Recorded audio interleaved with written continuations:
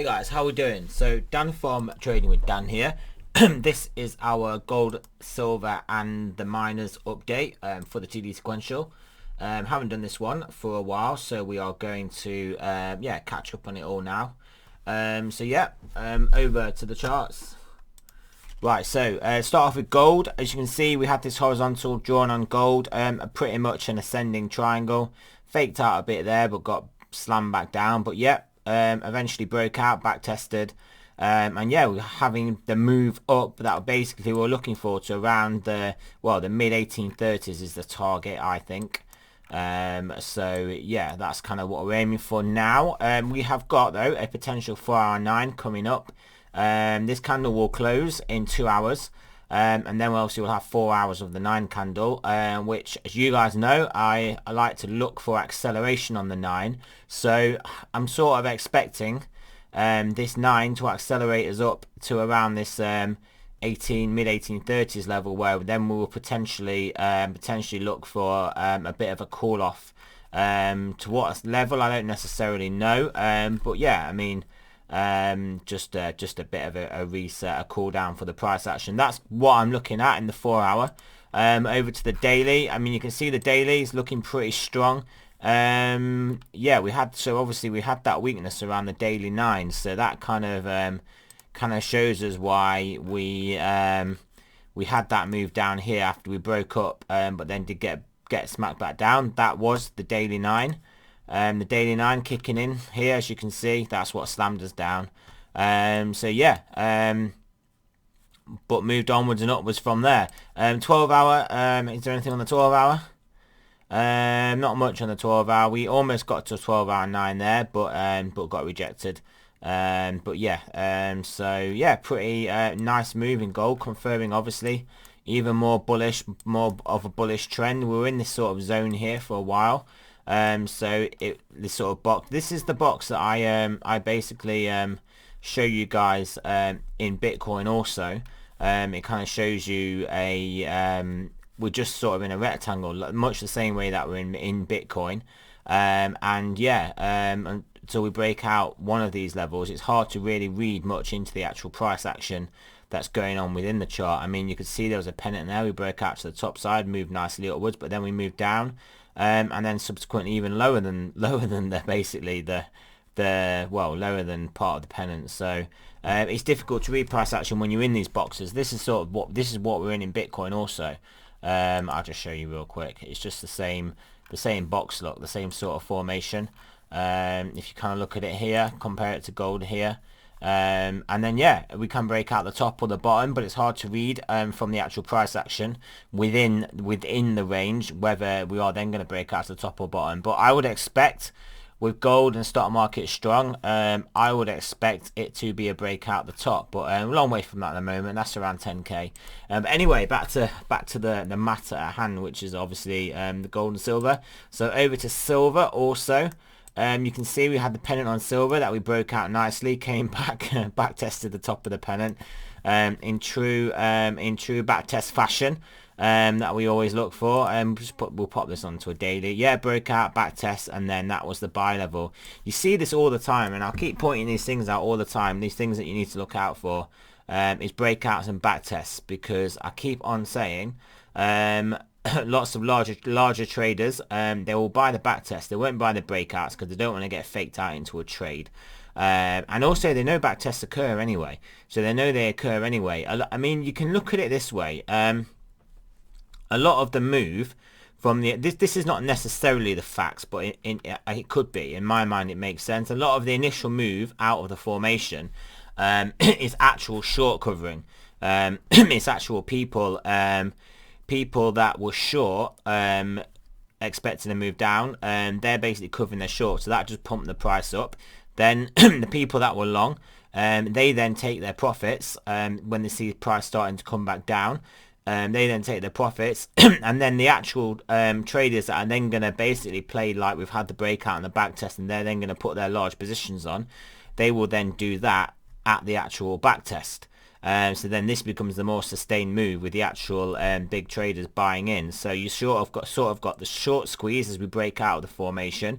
We've got the taking profit from obviously the equal amount of people that were long and short in this range. So if you think about it, for the price to remain compressed, there has to be there doesn't have to be a lot of buying or selling pressure. There just has to be equal buying and selling pressure. So that if you think about it, that means there's as many people short as are people long when we're not really going anywhere. So as we break out and we squeeze those shorts and they close their positions, you've got that same equal amount of long traders that then close their positions, and that brings us down to the back test, to the equilibrium again, and then the bigger traders then come in, buy the back test, and then buy us up in a more sustained fashion. So I can't tell you 100% that is a case of how it works in every scenario, but yeah, it just makes sense to me in my mind anyway.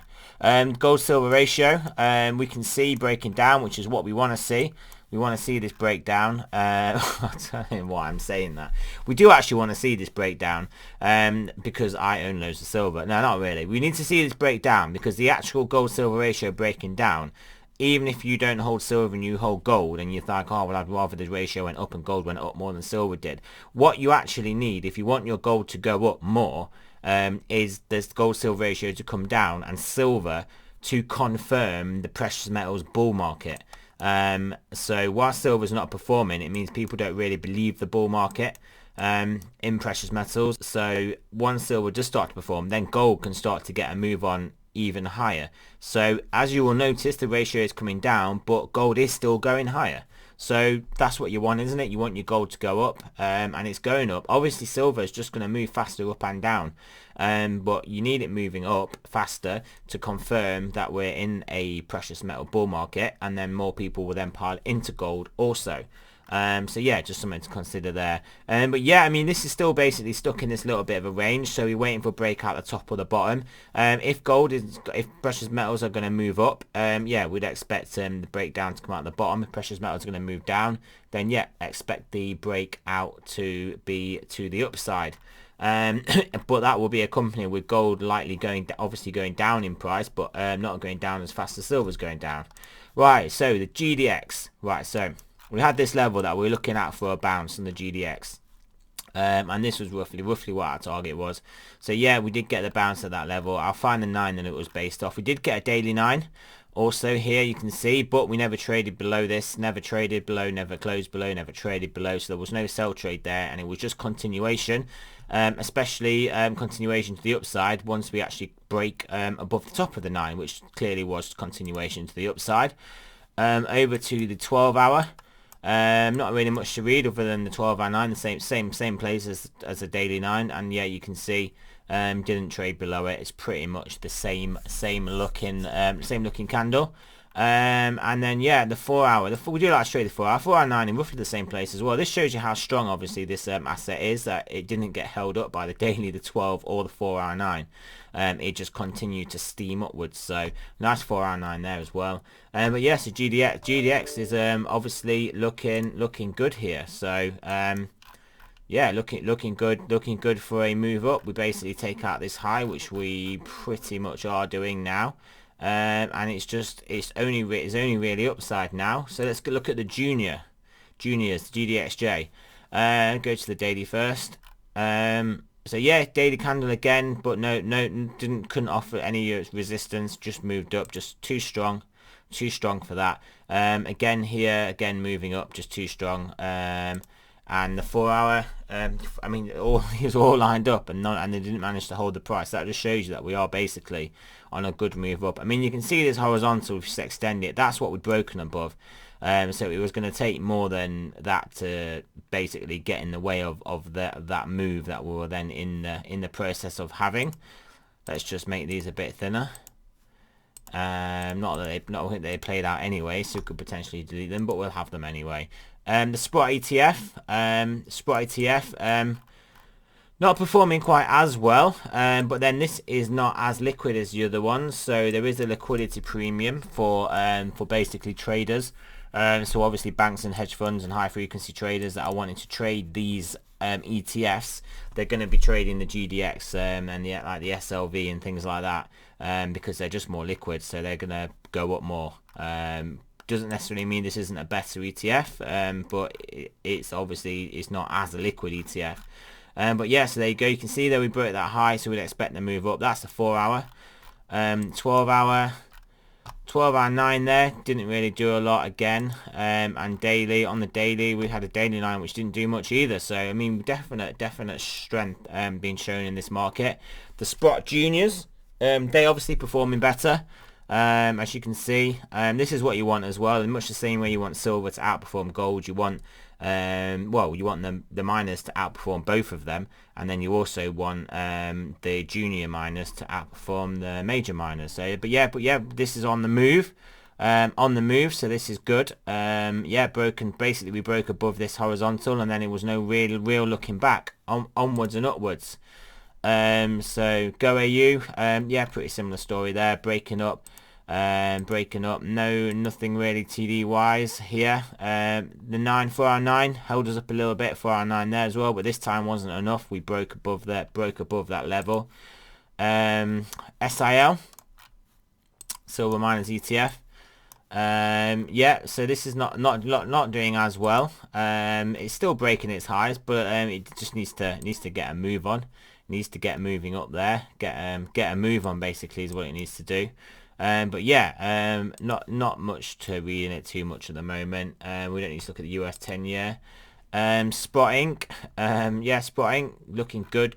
Obviously, he's got his listing on the I think he got a listing on the New York Stock Exchange. It was on the Canadian one, I think.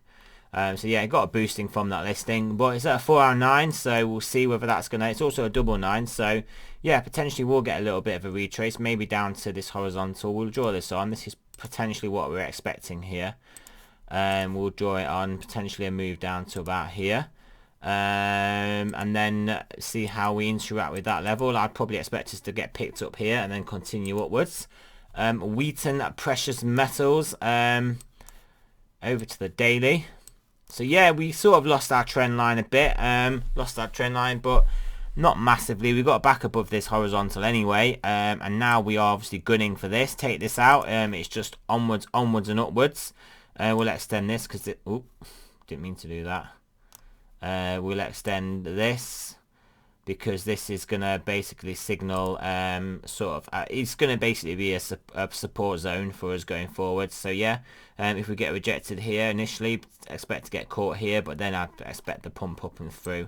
So we'll see what happens in that. TD wise, nothing on the daily. The 9 on the 4 hour didn't do much, and nothing on the 12 hour either. So Franco Nevada, this is not performing as well, but this is obviously has performed very well, obviously forever anyway, even before this bull run that we entered. But yeah, let's look at the daily. Before this precious metals bull run, enter the daily. Yeah, nothing TD wise. I mean, yeah, we were looking for a bounce off this level, which we got, and now we are looking to basically go to new highs. Obviously, probably won't go there in a straight line.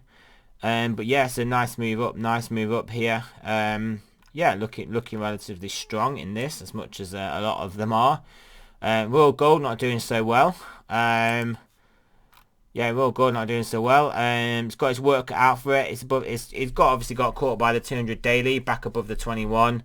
Yeah, so I mean, it's constructive now. I would imagine this is going to make its way up here and then beyond there. I would imagine just in line with the rest of the market, but it's obviously just a bit of a laggard here, as you can tell. TD wise, nothing there. On the 12 hour, and on the 4 hour, nothing really to read there. A Cisco Gold Royal, this is the better one. I think I told you this is the better one. This is the one that's not got much exposure to politically unstable regions. But yeah, see, obviously not been performing as big as well as Franco Nevada, but this is a smaller royalty and streaming company. But yeah, I'm looking like an inverted head and shoulders here, guys. So this is looking about ready to pop. This is looking ready to go. I mean, this looks like a good options play for some I don't know, some $14 calls. Yeah, this, I mean, that's being conservative because obviously you could get more of a move than that. But yeah, this is looking good. This is, oh, I didn't want to do that. This is looking promising. This is, guys. Have we got anything TD wise to mess with our melons? Nothing on the 4 hour. I'm guessing we're gonna have something. No, nothing on the, nothing here either. Nothing here either. So also companies like this, these smaller royalty and streamers could get bought as well by the bigger ones. By the Wheatons and the Franco Nevadas. Sandstorm, one of my more favourite ones, as you can see, performing very well, broke above its line, making its move up, looking good, and it was an absolute bargain in March at $3. This is 3x. This is insane. Obviously a lot of other shares have done crazy stuff as well, but yeah, yeah, I mean, good move. Anything on the sequential? There won't be anything here. Anything on the 4 hour? Yeah, not really much on the 4 hour. We're just in pretty much a strong run here. Let's have a look at yeah, Anglo Gold Ashanti. This one doing well.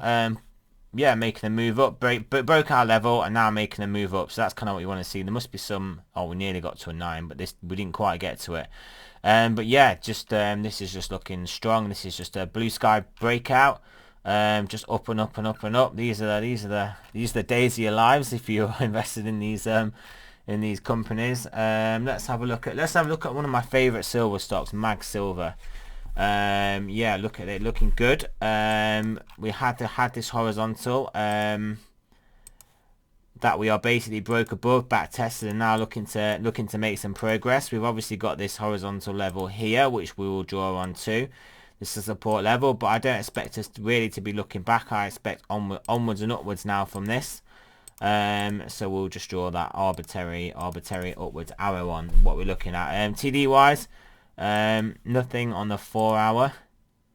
We had a daily that held us up obviously at the resistance, but we broke that and broke through pretty convincingly, so that is especially bullish. Yeah, we looked at the 4 hour. So let's have a look at Pan American Silver. Had that nice pennant we drew in, as you can see, broke out of the pennant, came to sort of back test, didn't get all the way down. I mean, maybe you could say initially did get all the way down on here, and then we basically exploded to the upside in true we had our back test fashion. So yeah, this is looking really good. Pan American Silver. Yeah, they need another good mine though, to buy. Yeah, Endeavour Silver Corp, you can see we had our horizontal, we broke it, and this is our target up here. Heading towards that target. Daily 9's not doing anything, we're back above it, so yeah, that's full strength, that is. Full show of strength, I believe we'll get up to here, so this looking good too. Yeah, it's exciting times really. Let's have a look at Silvercrest Metals. This is another one of a bit of a laggard, dropped out of our channel that we had. So we've got this pretty clear horizontal now. So we know the score, we know what we're looking for. Break above that, then it'll be off to the races again, because it's already been off to the races. This one, it's just having a bit of a breather. So yeah, looking good there. So we'll just shift that arrow over to here.